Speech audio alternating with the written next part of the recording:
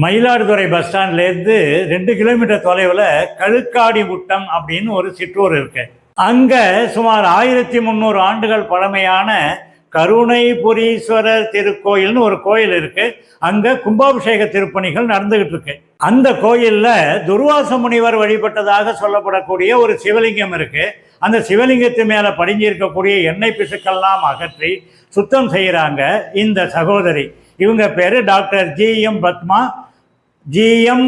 சப்தகிரி அறக்கட்டளையின் நிறுவனர். கெட்டி தயிரும் பச்சரிசி மாவும் கலந்த கலவையால் காப்பு பண்ணி புது தேங்காய் நாரால் செய்யப்பட்ட ஒரு பொருளால் சிவலிங்கத்துக்கு வலிக்காமல் இவங்க சுத்தம் பண்ணுறாங்க.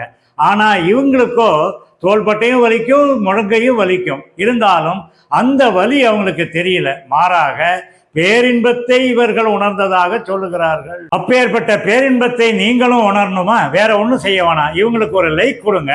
இந்த காணொலியை ஒருத்தருக்காவது ஷேர் பண்ணுங்க. அது போதும். முடிஞ்சா இந்த கோயிலுக்கு போய் உழவார பணி பண்ணுங்க.